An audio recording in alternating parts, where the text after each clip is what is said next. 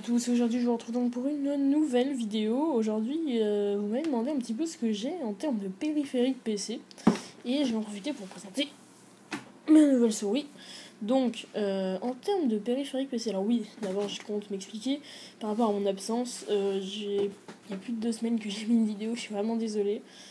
J'ai pas eu beaucoup de temps et quelques petits soucis. Alors, on va commencer par le clavier qui est tout simplement un clavier très très simple, mais très très fonctionnel. Donc c'est un Hewlett-Packard pour envoyer des boutons configurables, etc. C'est un clavier filaire, parce qu'il y a besoin d'un sans fil, on ne va pas le bouger en permanence.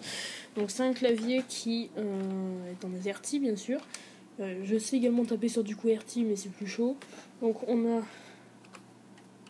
un clavier qui est très souple en termes de portable. Donc on a des boutons par rapport à la lecture, des boutons d'ouverture et des boutons de volume. Donc c'est un clavier qui est plutôt agréable. Voilà.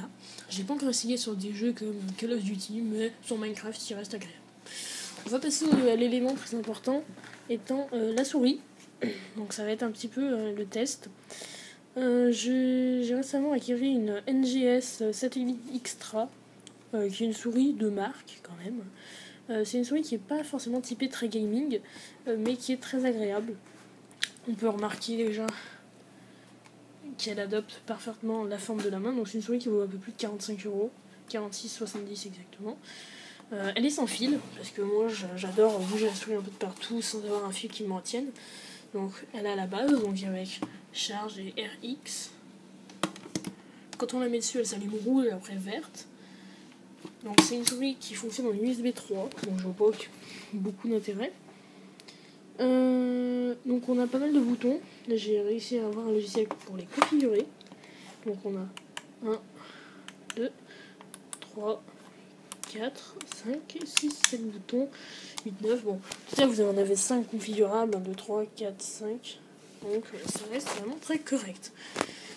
Voilà un petit peu par rapport à cette souris, c'est une vidéo assez courte. Qu'est-ce que je peux vous dire? Très précise, c'est une plus de 1600 dpi ou 800 dpi réglable, donc ce qui est juste énorme. C'est précis, ça reste une souris qui est pas trop chère, donc très agréable à avoir en main. Hop, on a la molette assez réactive, on voit ça s'allume rouge, donc très agréable.